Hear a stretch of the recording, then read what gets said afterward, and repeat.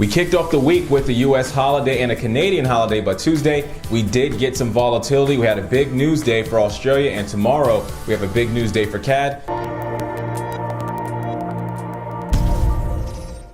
Traders, guys, welcome back to Capital Markets. It's your host, Cleveland Bishop. Excited for you guys to be here on the channel. Here at Capital Markets, we discuss the fundamentals and the technical analysis. All right, so make sure you guys stay subscribed. And if you guys ever have any question, please comment down below. Actually, the first person to comment down below, get their comment featured in the next video. Okay, so guys, make sure you guys comment down below with your questions and we'll get them answered. All right, so today on Tuesday, we had a pretty interesting day in regards to the Australian dollar. We had a rate statement. Right now, Australia's rates are at 1.5, which means right now you're getting 1.5% interest on a multitude of different Australian bonds. All right, and they decided not to raise rates, and that actually was expected. Australia didn't move too much, the actual currency itself. All right, and here's a quick example here. The Euro AUD, you guys can see markets somewhat consolidated up there in that high after a massive rip higher. Look at all that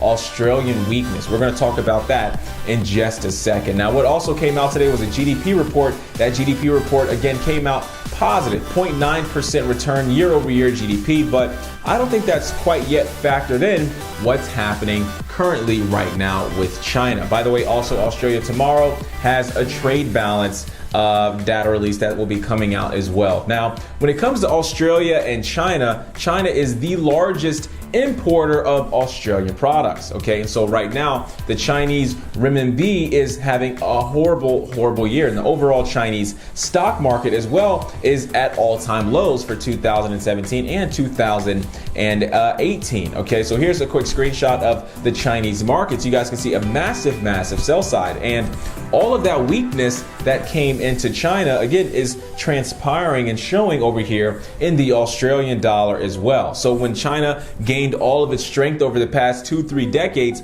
you actually saw Australia come up with China. Okay, these are neighboring economies. They're so close in terms of vicinity that they're of course are going to see economic growth and economic stagnation if one or the other. Mainly if China is affected, you will see Australia affected as well. So what could make this Australian market turn around?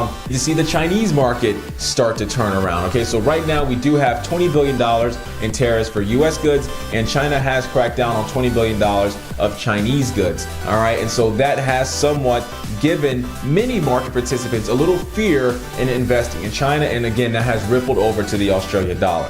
Now we also see that rippling over into the New Zealand Kiwi, because Australia is the largest importer of New Zealand products, and that being the case, of course you're going to see a rippling effect all the way through the global economy. But it does somewhat stop with Australia and New Zealand. If this was the US, obviously you'd have a massive global financial crisis, but the US is actually, throughout this trade war dispute, the S&P 500 has been increasing month over month. We actually did hit an all-time high again in August. Okay, so some markets are being affected by this trade war, some markets are not. It's going to be our job as analysts and your job as a trader to anticipate exactly what markets we will see affect, maybe appreciate or depreciate because of all the different things happening geopolitically in the Asian markets and obviously in that Australia market. Now, again, tomorrow we do have a trade balance. Trade balance helps us rationalize imports and exports. We don't know quite yet if we're going to be able to see the effects of these tariffs from China in that trade balance statement tomorrow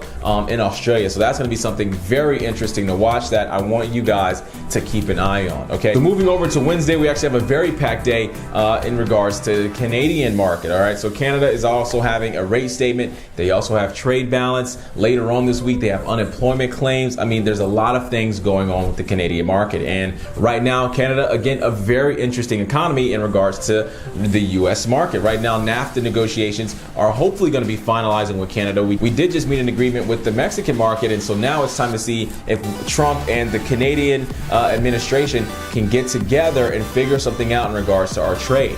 All right, so Canada and Mexico want a trilateral agreement, but the United States wants a bilateral agreement. They want a separate agreement with Canada and a separate agreement with Mexico, but that's probably not going to fly. And that's what NAFTA is all about, the North American Free Trade Agreement. It's the three countries being able to trade freely from border to border. Okay, and obviously Mexico would love to import goods into Canada. They don't want to be double, taxed, or have an instance where maybe they have free trade with Canada but no free trade with the US. Then again, technically there is no free trade. All right, so again, it's very important for these guys over here in Canada to meet an agreement to where there is a trilateral union. That's going to be the best deal, and if we don't see that deal, we may start to see the currency price affected by that. And then lastly, with the US dollar, we'll be talking about the US dollar later down the line this week. There's a lot of data obviously coming out for the US dollar as well, with NFP and things of that sort, and make sure you guys are here, okay? And by the way, if you guys need a broker, you guys need to head over to capital-markets.com. We're one of the best brokers in the entire industry, okay? We have some of the tightest spreads,